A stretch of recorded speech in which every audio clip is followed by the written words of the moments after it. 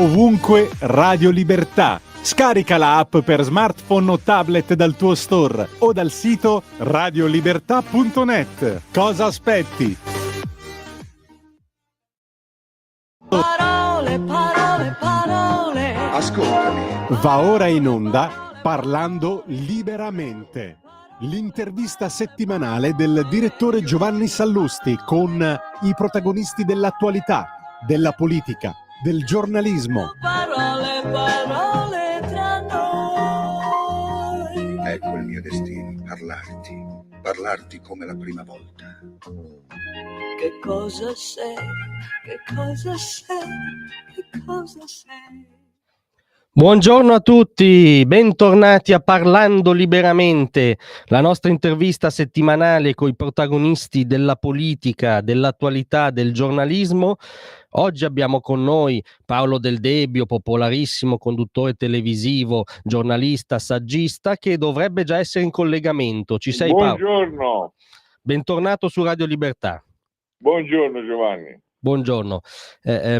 Allora, io davvero ci tenevo molto a fare questa chiacchierata con te oggi in particolare, perché tu hai scritto un libro che definirei importante, l'aggettivo giusto è importante, che si intitola Siamo tutti filosofi senza saperlo, 6 storie di vita, in libreria per PM, corretto? Sì, corretto. Allora, perché dico mi faceva particolarmente piacere oggi? Perché, diciamo, per scomodare un riferimento filosofico, noi siamo un po' in un momento di sospensione dalla chiacchiera quotidiana, direbbe Heidegger, no? Sì. Che spesso è anche chiacchiera politica, sociale, anche quello di cui viviamo e di cui ci occupiamo qui in questa radio, ma che spesso ti può far perdere di vista ciò che chiacchiera non è. Ecco, il tuo libro non si occupa di chiacchiere perché, diciamo, si occupa del problema stesso della vita, perché la filosofia, dici tu, che hai fatto studi filosofici, ricordiamo, è fondamentalmente porre il problema della vita, che poi mi correggerai se non è così dal tuo punto di vista. È così. Che è anche sempre il problema della mia vita, cioè è il problema di chi si pone il problema, per dirla, no, con un gioco di parole. E niente, allora direi che la prima cosa interessante che possiamo fare è che tu spieghi ai nostri ascoltatori cos'è questo problema della vita oltre la chiacchiera quotidiana. Ecco, oltre la chiacchiera quotidiana vuol dire che se io voglio sapere perché bolle l'acqua, parlo con un fisico, no? E mi dice che bolle a 100 gradi e mi spiega il perché, il per come, eccetera, eccetera. Se io mi faccio una domanda, qual è il senso della mia vita, della morte, della sofferenza, della gioia, eccetera, la scienza non mi risponde. E allora chi mi risponde? Mi risponde, prova a rispondermi a queste domande la ricerca filosofica, che è quella del senso di quei problemi così generali, così complessi, che riguardano appunto tutta la vita e non suoi aspetti particolari. E tutti noi, essendo dotati della scatola cranica e ciò di cui essa è riempita, siamo dotati della cosiddetta ragione, no? Cioè del ragionare, del fare un ragionamento, del portare avanti una riflessione. E questa è la filosofia, cioè una riflessione, un ragionamento, qualcosa che ci aiuti a comprendere di più o a non comprendere a volte, perché certamente la filosofia non è che dà spiegazioni a tutto, tipo alla morte ad esempio, ma ci aiuta a renderci consapevoli del problema e quindi comunque ad affrontarlo, magari in un cammino che non finisce mai, ma che dobbiamo fare perché secondo me la vita è più bella, magari con qualche problema in più che ti poni, magari che non riesci a risolverlo, piuttosto che una vita vissuta senza pensare, senza ragionare sulla propria esistenza. Diceva Socrate che la vita vissuta senza pensiero è una vita persa. Certo. La cosa interessante secondo me di quella che per certi aspetti è proprio, secondo me anche una provocazione contro, diciamo, il fraintendimento della filosofia in specialismo accademico, no, tu dici: Sì, "Chiunque può porsi questo problema della sì, vita", no, perché l'uomo sì, stesso è un animale metafisico. E questa cosa sì, è molto interessante, tant'è che il tuo libro si sviluppa sempre mettendo in parallelo un grande problema filosofico con una vita sì. concreta, non di un teoreta, che lo ha consciamente o inconsciamente affrontato. In che senso chiunque può porsi questi macro problemi? Ma leggendo il libro uno, se avrà la compiacenza di farlo, si accorgerà che ogni capitolo, dei 6 capitoli che lo compongono, ha un titolo che è la morte, il bene, l'amore, Dio, eccetera, eccetera. E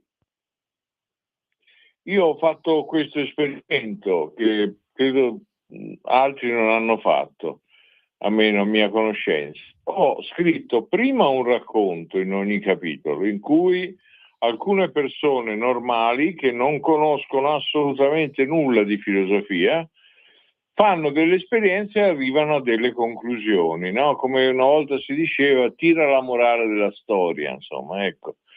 E poi ho fatto vedere che a queste conclusioni, naturalmente non nello stesso modo, perché il filosofo di professione lo fa con altri termini, con altri tempi di scrittura, con tutt'altro, però questi filosofi arrivano alle stesse a conclusioni, diciamo, assonanti, simili, che richiamano quelle fatte da grandi filosofi. Ad esempio, sul bene faccio vedere che ci sono riflessioni di Kant che è un grandissimo filosofo del Settecento, dell'illuminismo, che coincidono hanno assonanze con le riflessioni a cui raggiunge un bambino, Agostino, detto Agosto, e questo fatto è straordinario perché il congiungere le conclusioni di alcune persone della vita quotidiana con riflessioni tratte da grandissimi filosofi di professione ci fa capire come ognuno può autonomamente, con l'uso semplice della ragione, senza conoscere alcunché di filosofia, in qualche modo indagare nella propria esistenza e trovarne i punti critici, il senso, i significati nascosti, eccetera, da solo, senza l'ausilio, diciamo, di qualcuno che lo instrada su una riflessione piuttosto che su un'altra. E spesso queste conclusioni, appunto, come ho dimostro nel libro, coincidono con le riflessioni di filosofi che lo hanno fatto invece per professione, magari 300 o 400 anni prima di quelli, o forse in certi casi Epicuro, quindi quasi 1000 anni, 2000 anni prima di quelli che si trovano a fare riflessioni sulla morte, ad esempio. Ecco, due amici che si trovano a fare queste riflessioni. Certo. Il tuo libro mi è sembrato quasi uno sprone, diciamo, a chiunque a stare in questa dimensione che poi è quella che connota l'umano veramente, no, come dici tu, ciascuno coi propri strumenti, le proprie, priorità di vita, le proprie, no, priorità sia personali che professionali, ma stare in questa dimensione. E tu a un certo punto inviti, a guardare il mondo con occhi greci. Questa Sì, espressione a me è piaciuta tantissimo perché non so se condividi, ma non siamo in un tempo in cui va esattamente di moda rivendicare, diciamo, l'appartenenza alla cultura occidentale. Quella invece sì, è sì, l'origine della cultura occidentale, forse per me la assolutamente. specificità preziosa della cultura occidentale. In cosa consiste questo guardare il mondo con occhi greci? Ma i greci, Platone ed Aristotele in particolare, sostenevano che all'origine, in modi diversi, della filosofia ci sia il tauma, cioè la meraviglia. Tauma è una parola greca, la meraviglia, il trovarsi meravigliati di ciò che ci circonda. In che senso? Ma può essere inteso nel senso delle persone che incontriamo, delle cose che capiamo, della natura che osserviamo. Ecco, questo senso di meraviglia nei confronti della vita, che ti dà spesso occasioni di meraviglia e te le dà sia in senso di oggetti buoni che di oggetti cattivi, di persone buone e persone non buone, di situazioni belle come certe realtà di figure straordinarie come Teresa di Calcutta e realtà drammatiche come la guerra tra la Russia e l'Ucraina o Israele e Hamas, Hezbollah e quant'altro.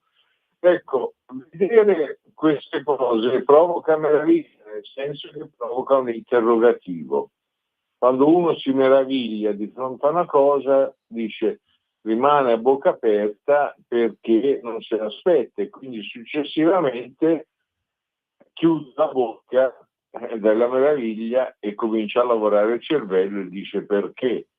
Perché? Questo è il grande tema della filosofia. Perché c'è questo? Perché c'è addirittura alcuni filosofi tutto sul fatto perché il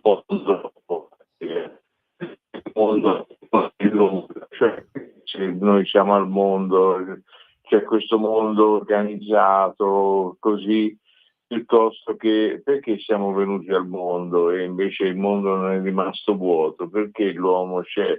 Insomma, domande anche perché bisogna ragionare su un fatto. Se uno queste domande generali le scarta, tipo sulla morte, sulla sofferenza, sul senso della vita, sull'assurdo di alcune situazioni, sull'ingiustizia che pervade molte parti del mondo e molti atti anche pubblici di autorità o anche privati. Se uno non si pone queste domande sul perché e fa come chi non pulisce casa e mette la polvere sotto il tappeto, a son di mettere polvere sotto il tappeto poi avrà una gobba.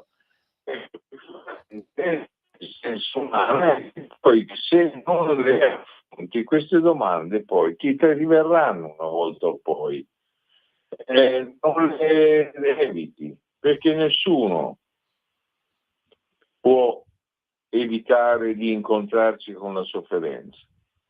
Tu, certo, puoi far finta di nulla, sostenerla tua o degli altri e non porti domande, ma prima o poi quella domanda ti si imporrà. E allora il mio consiglio è quello di cominciare a ragionarci comunque, perché prima o poi sarai in qualche modo obbligato a farlo. Certo, tra l'altro per stare alla tua metafora, il nostro tappeto odierno, diciamo il tappeto contemporaneo, ha una gobba bella alta perché una conclusione interessante che si ricava dal tuo libro è che oggi c'è stato, come dire, tu dici, è l'epoca particolarmente adeguata da un certo punto di vista per porsi il problema del senso della vita, perché c'è stato un problema in alto, tra virgolette, no?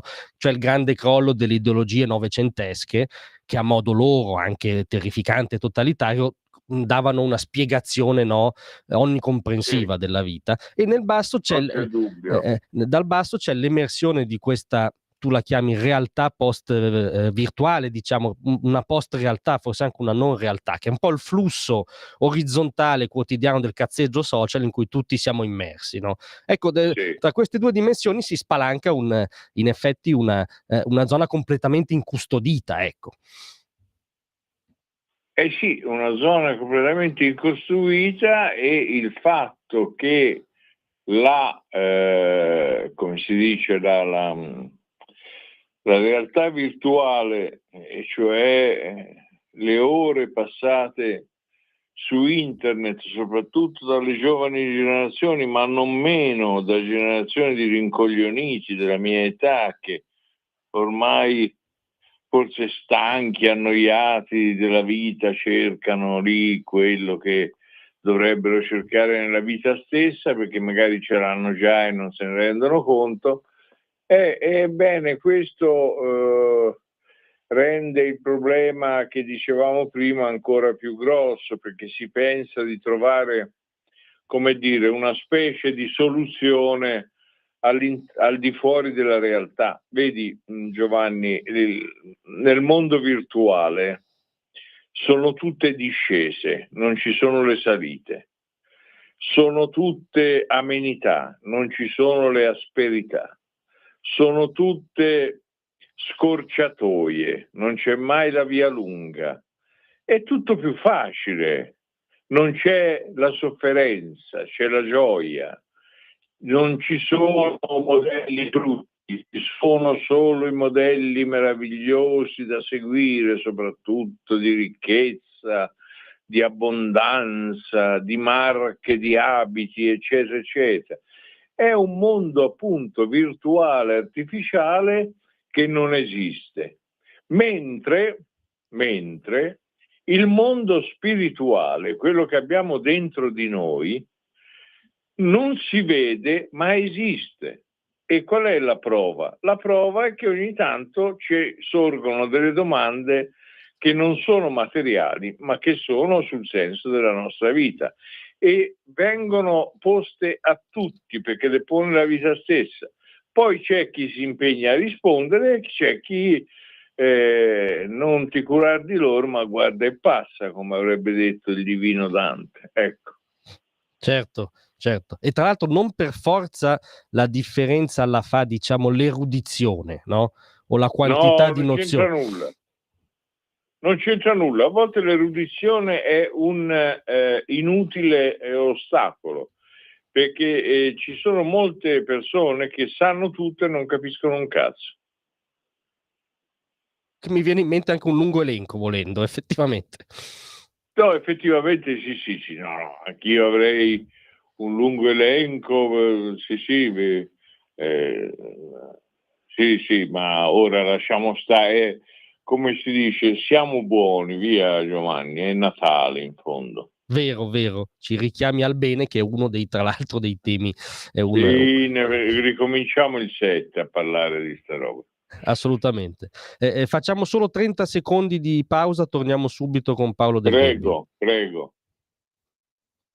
Un nuovo modo per sostenere la tua radio. Visita radiolibertà.net. Ti basta un click e potrai versare il tuo contributo volontario direttamente online. Potrai donare con ogni tipo di carta di credito, anche prepagata. Ti aspettiamo online su radiolibertà.net. Sostieni la tua radio con il tuo contributo volontario. Radio Libertà. La tua radio. Diamo voce alla nostra gente. Eccoci tornati con Paolo Del Debbio, autore di Siamo tutti filosofi senza saperlo, 6 storie di vita, col quale stavamo appunto indagando il problema dei problemi, quello sul senso della vita, che poi è come dire, l'essenza del fare filosofia, no? Tu tra l'altro citi Wittgenstein, che diceva che la filosofia è un'attività. No, è molto bella questa cosa, non è una cosa da, appunto, da erudito nella sua torre d'avorio, ma una componente pratica, sostanzialmente. Sì, è una componente pratica perché riguarda la vita, cioè riguarda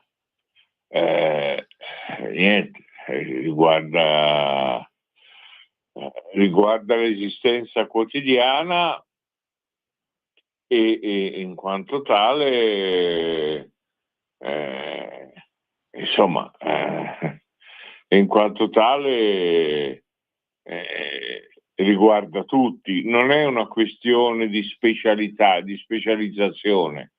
Non è che io mi specializzo nel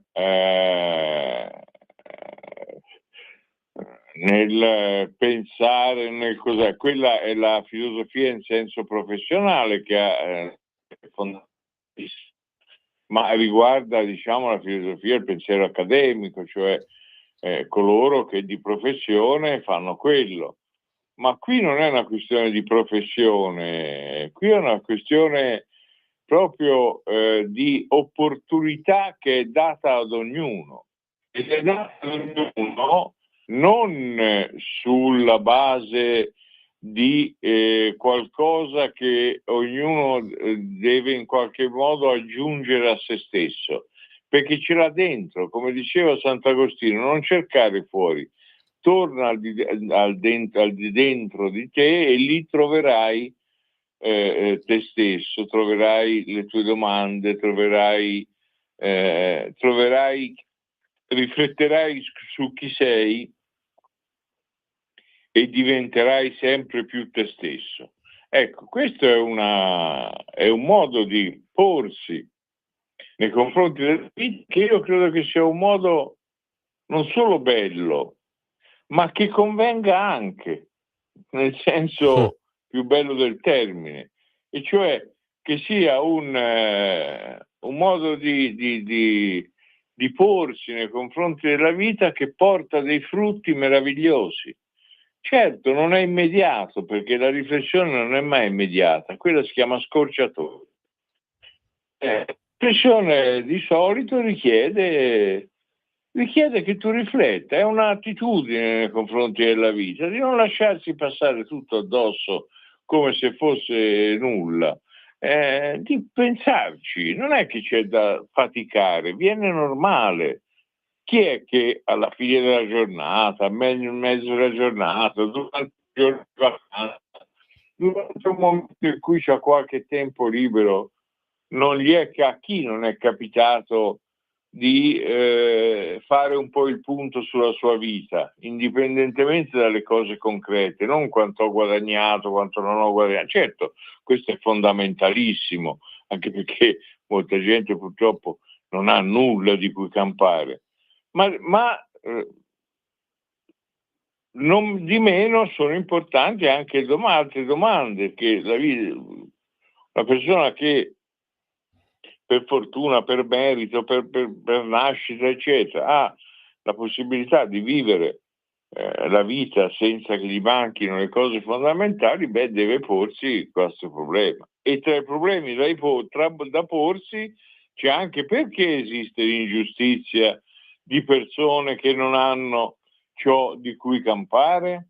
È un problema politico o è un problema di attitudine mentale del mondo e della persona? Del mondo, come avrebbe detto il Vangelo, come dice il Vangelo, che scarta le persone che non sono in grado, i cosiddetti poveri. Certo. Anche perché alcune storie, diciamo quei famosi racconti che inaugurano ogni capitolo di persone, storie concrete, molte di queste storie del libro dimostrano che se non te le poni, poi queste domande ti aggrediscono sostanzialmente, no? Cioè delle due l'una, è difficile rimuoverle in toto, ecco. Volevo chiederti, abbiamo parlato, diciamo, della classicità, dell'origine greca, della nostra civiltà, che è una quisquiglia a cui io terrei ancora, ecco. Poi se vuoi c'è l'altro grande versante, no, per semplificare, che è comunque il cristianesimo, no? In ogni caso, al di là della disposizione di ciascuno, no, verso la credenza in Dio, ma che il cristianesimo sia un asse portante della nostra civiltà, mi pare... No, di oggi è messo in discussione, ecco, però a me parrebbe un'ovvietà. Perché dico questo? Perché l'ultimo dei 6 grandi temi / storie che affronti è quello di Dio, e a un certo punto, affrontando la riflessione del teologo Rahner, dice una cosa molto bella e un po' controintuitiva, no? Cioè, secondo la quale la ragione è la facoltà dell'incomprensibile. No? Non di ciò che è totalmente comprensibile, catalogabile, verificabile, no? Come diceva un altro filosofo che tu citi, Rudolf Carnap, che contrapponi un po' a Rahner. Questa cosa è molto interessante, secondo me, sviscerarla. Ecco, in che senso la ragione è la facoltà dell'incomprensibile? E oggi ce lo siamo un po' dimenticati, forse. Anche la Chiesa attuale, guidata diciamo da Papa Francesco, dici tu, spesso guarda la dimensione socio-economica della vita umana, non c'è dubbio, ma l'altra mi sembra portante, no? Insomma, a meno di non essere marxisti e di non Sì. pensare che, no, che la No, struttura... non c'è dubbio che la predicazione di Papa Francesco sia una predicazione socio-economico-ecologista, cioè come contenuto essenziale. Poi certamente se c'è il Natale parla anche della nascita di Gesù Cristo, ogni tanto parla di Dio, qualche volta dello Spirito Santo, però la predicazione fondamentale è l'attenzione al povero. Ora, l'attenzione al povero non c'è dubbio che sia un patrimonio cristiano, cattolico, e che lo si ritrovi sia nell'Antico Testamento, nella storia di Israele, che nel Nuovo Testamento, nella predicazione di Gesù, degli Apostoli, di Paolo, eccetera. Non c'è assolutamente dubbio, e non c'è neanche dubbio che sia un tema centrale quello della povertà. Ma il problema è che per di giustizia, di povertà, eccetera, un uomo deve avere una motivazione. Non può essere una motivazione basata sul fatto che quella è un'ingiustizia e quindi io la devo in qualche modo combattere. Ci vuole un senso alla vita che ti dia senso anche per combattere le ingiustizie. Dove lo trovi questo senso? Se vedi Dio fosse uno come tutti noi, non ce ne faremmo assolutamente nulla. Nel senso che se fosse una cosa completamente conoscibile, come sono conoscibili tutte le realtà che ci circondano, noi cosa ce ne facciamo? Sarebbe uno come noi che ci dà risposte al nostro livello. Il fatto che il Dio nostro è un Dio misterioso, certo rivelato in Gesù Cristo, ma anche Gesù Cristo sulla croce chiede al Padre: Dio mio, perché mi hai abbandonato? Quindi a un momento e spesso il Vangelo dice: Dio nessuno lo ha mai conosciuto, Gesù ce lo ha rivelato. Cioè c'è anche nel Nuovo Testamento la coscienza che Dio comunque rimane un mistero inaccessibile. C'è in tutta la storia della teologia la coscienza che Dio nessuno lo potrà mai descrivere. Perché? Perché è un mistero. Però chi crede in questo mistero sa che c'è un qualcuno al di là della vita materiale che dà senso, nel senso che ampia l'orizzonte della vita, la vita non finisce qui e quindi c'è un senso che va oltre, e questo può essere un senso capace di conferire un significato alla nostra esistenza. Quindi, pur essendo un mistero, è una realtà che ci consola, che ci conforta, che ci dà un, ripeto, senso alla nostra vita, proprio perché è incomprensibile. Perché se fosse comprensibile non ce ne faremmo assolutamente nulla. E quindi questa dimensione del sacro è una dimensione sulla quale, secondo me, a mio modestissimo avviso, la Chiesa dovrebbe interessarsi e parlarne di più, e parlare un po' di meno di questioni tipo, non so, l'autonomia differenziata, cioè che i vescovi intervengano su questo mi pare francamente fuori luogo, non perché la Chiesa non ha diritto di parlare di tutto, ma perché oggi c'è bisogno, le persone hanno bisogno di senso della vita, col fatto del virtuale, con tutto questo. Non ha bisogno che un vescovo e un parroco mi vengano a parlare dell'autonomia differenziata, di quello ne parlano sufficientemente gli altri, uno può farsi un'idea, ci sono 1000 giornali, discussioni dei partiti, le cose, cioè parlate di Dio, lasciate stare, no, la manovra finanziaria, cioè tra l'altro siete anche incompetenti, cari vescovi, in materia, quindi voglio dire, lasciate fare, parlate delle cose importanti, di quelle per cui siete stati chiamati. Senti, ma vado molto lontano dal vero se dico che forse una sintesi di tutto quello che stiamo dicendo l'aveva tratta Benedetto XVI nel discorso di Ratisbona, no? Quando descrivendo la sintesi, diciamo, della nostra civiltà la individuava nella concordanza tra ciò che è greco nel senso migliore, quindi il logos, la ragione, il ragionamento frutto della meraviglia di cui parlavi tu, e la fede in Dio sul fondamento della Bibbia, cioè la fede cristiana, no? Ecco, forse bisognerebbe tornare a quella sintesi lì, o almeno smettere di, come dire, assaltarla in nome del Vangelo woke, Ho ecco. capito, ma per fare queste sintesi ci vuole chi le sa fare, cioè io nella mia casa di Milano ho una mia piccola bibliotechina personale e c'è una parete di questa biblioteca che è la teologia del Novecento, cioè tutti quelli, ecco, termina con Ratzinger, Certo. perché dopo io non ho più ritenuto di mettere alcun libro di quelli pubblicati dopo gli anni 80, diciamo 70, che sia all'altezza di quelli pubblicati durante il Novecento. Perché? Perché la riflessione teologica ormai è molto scarsa, i teologi sono ripetitori, anche non tanto fedeli, cioè c'è un'inconsistenza e questo Papa la anima questa inconsistenza, perché non spinge ad una riflessione spinge ad una riflessione di tipo socio-politico, economico e ecologico.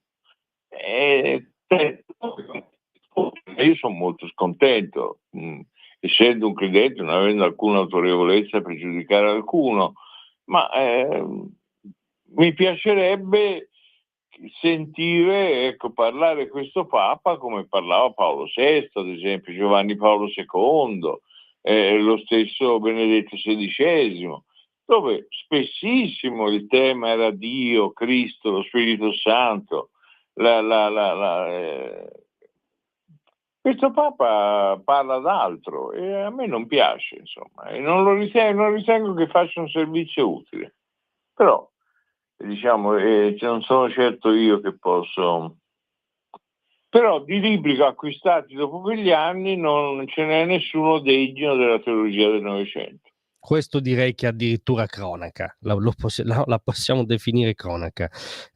A proposito di cronaca, volevo di virarla un attimo su un aspetto personale, proprio perché abbiamo detto, no, che il problema della vita è sempre il problema della vita di qualcuno. Ma nella tua vita c'è stato qualche momento personale, professionale, a vario titolo, dove come da un lato padroneggiare la filosofia tecnicamente ti è stato utile, ma dall'altro magari invece ti si è aperto un problema filosofico, come dire, non per un punto di vista teorico, ma per qualcosa che ti è successo? Beh sì, tante volte, tantissime volte. Chi si addentra in questo della introspezione, della meditazione, non è che ha una vita più comoda, ha una vita magari più scomoda, più piena di domande più che di risposte, però è una vita più bella, no? Nel senso che, almeno secondo me, perché è una vita vissuta non solo materialmente, ma vissuta anche spiritualmente, vissuta anche con la testa, con la ragione. Quindi è una vita nella quale scopri di più. Diceva Umberto Eco, se non leggi vivi una vita, se leggi tipo romanzi vivi 100 vite, cioè ti si apre il mondo, si allargano gli orizzonti e naturalmente se si allarga l'orizzonte te sei sempre più piccolo, no? Perché se l'orizzonte è te stesso, vabbè, sei grandissimo. Se l'orizzonte è il mondo, la storia, la letteratura, la filosofia, il pensiero, il ragionamento, anche senza leggere, ma comunque ragionando, eccetera, l'orizzonte si fa ampio, ampio, sempre più ampio e te diventi sempre più piccolo. Ma questo diventi piccolo fuori, ma dentro diventi invece molto più grande. Quindi, insomma, a mio modo di vedere conviene, ecco. Sì, è un po', se vuoi, la famosa scommessa che Pascal faceva su Dio, cioè conviene scommettere sul senso, ora al di là poi, ripeto, della credenza in Dio, ma conviene. Per me conviene, perché comunque se perdi non hai perso niente, se vinci hai vinto tutto, Questo diceva Pascal su Dio. Se scommetti che esiste, puoi vincere e comunque se poi non vinci non perdi niente, hai fatto una scommessa, ma se vinci hai dato il senso a tutta la vita. Sì, l'ho sempre trovato geniale questo meccanismo di Pascal, cioè insomma, Pascal più convincente di tante, come dirti, la prova ontologica. Filosofo, per dire che a volte i filosofi sono anche molto concreti. Pascal è un filosofo che ha inventato la macchina calcolatrice, cioè la famosa Pascalina. Quindi voglio dire, non è uno che era anche, inventare la macchina calcolatrice a quel tempo non era proprio, voglio dire, una cosa, siamo nel 600, non era una cosa semplicissima, e che eppure l'ha inventata lui, cioè l'ha inventata e l'ha fatta costruire. Quindi un filosofo anche dal Spinoza era uno che era Baruch Spinoza, nato ad Amsterdam, era uno che lavorava, era un ottico che preparava le lenti, le vigandole per i telescopi, per tutto questo, per la vista, per tutto. Quindi insomma ci sono filosofi, ci sono quelli che hanno inventato parti della matematica come Leibniz, eccetera, ci sono filosofi che hanno anche avuto una vita molto concreta. Platone e Aristotele sono stati fondamentali per l'invenzione della democrazia. Quindi diciamo, Ippocrate, il famoso giuramento di Ippocrate che i medici fanno anche oggi, è stato importante per la questione appunto medica, no? Del corpo umano. Insomma, poi alla fine sono persone che alcuni si sono occupati di cose anche molto concrete del proprio mondo. Kant ha scritto un libricino per la pace perpetua che indica, che è di attualità assoluta, che indica il perché e il per come il mondo, gli stati debbono occuparsi della pace del mondo e debbono, è un trattato geopolitico tra un po', no? Filosofico. Quindi non è gente che è stata astratta dalla realtà, ma proprio ha cercato di dare un senso alla vita e alla realtà. Beh, d'altronde se risaliamo quasi all'origine, diciamo, cioè Socrate fondamentalmente era un rompicoglioni che andava in giro a interrogare le persone, no? Cioè, appunto. bazzicava. Poi l'hanno anche ammazzato, insomma. Sì, certo. Ha accettato di morire piuttosto di venire meno ai propri principi. È un esempio di assoluta coerenza etica e morale, insomma, ha bevuto la cicuta per non sottostare a delle cose ingiuste, ecco. E quindi, insomma, voglio dire, è un campo vasto, ma anche se uno non vuole leggere la filosofia, i libri di filosofia, eccetera, però almeno usi la sua ragione, ecco. Esatto, Usi la sua ragione, gli è donata a tutti, quindi voglio dire, la natura la dona a tutti con abbondanza. È questione di usarla. E come si usa? Riflettendo, fermandosi a pensare, poi viene da sé. Non c'è un metodo specifico, lasciate perdere i metodi di meditazione, tutte queste pacchianerie. Sì, ma anche la prima parola che avevi in mente credo fosse azzeccata comunque. Cioè? No, avevo sentito e poi ti sei corretto, diciamo. Sì. Lasciate perdere tutte queste fesserie, insomma, questi corsi di meditazione online di 5 minuti al giorno ti insegno come trovare la felicità. Mi viene la nausea a sentire queste robe. Affidatevi alla vostra interiorità, alla vostra ragione, troverete. Ragionate ogni tanto, fermatevi un minuto e pensate alla vostra vita, il resto viene da sé, non occorrono i metodi, lo può fare chiunque.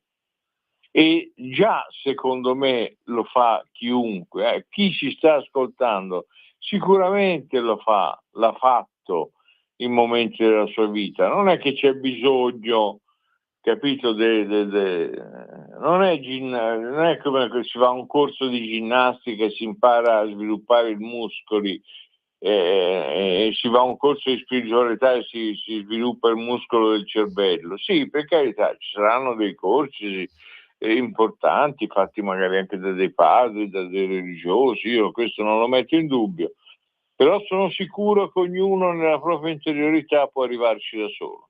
Certo, questo mi pare anche un messaggio finale assolutamente da sottoscrivere. Faccio un Poi, ultimo... se mi permetti, se vogliono approfondire, chi ci ascolta può andare su il mio profilo Instagram, Dice del Debbio, dove io racconto, insomma, nel dettaglio, racconto un po' del mio libro, ecco, quindi possono trovare lì, ecco, qualche insomma, qualche cosa in più. Dice del Debbio si chiama il profilo Instagram. E ovviamente diciamo o acquistare il libro, siamo tutti filosofi senza saperlo. Quello se lo acquistano mi affido alla loro benevolenza, insomma. Ecco. Esatto. Senti, prima di lasciarti faccio un'ultima domanda al giornalista in questo caso, ma perché è stato un avvenimento, diciamo, politico, perché secondo me è un avvenimento politico rilevante anzitutto per la comunità, diciamo, e l'area d'appartenenza culturale di questa radio che non ha mai nascosto. Parlo della soluzione a Matteo Salvini nel processo Open Arms. Sì. Ora, prescindo da Salvini in sé, no? dalla cosa contingente, per usare un vocabolario filosofico, però mi sembra che lì ci siano anche delle grandi questioni di principio, cioè siano state affermate delle questioni di principio con quella soluzione. Condividi e secondo te nel caso quali sono? Beh, certo, la questione di principio è che un governo compie degli atti legittimi nel pieno dei propri poteri e la valutazione di questi atti può essere solo giuridica e non di tipo ideologico.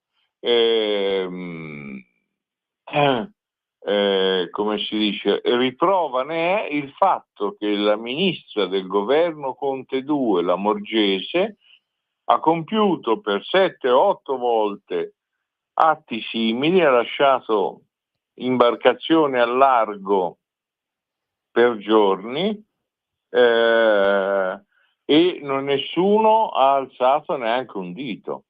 Allora si pone il problema: perché questa differenza di trattamento tra il ministro Salvini e la ministra Lamorgese?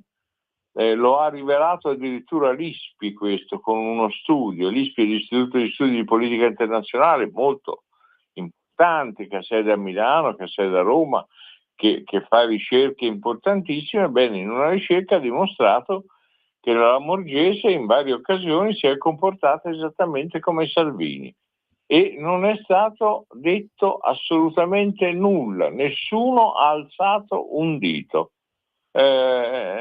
Questo insomma la dice lunga su questa storia. Non c'è dubbio. Paolo, io ti ringrazio molto di essere stato con noi, riconsiglio il tuo libro io te. E ti auguro una buona conclusione d'anno e un buon inizio d'anno nuovo. Grazie mille Giovanni. A presto. A presto.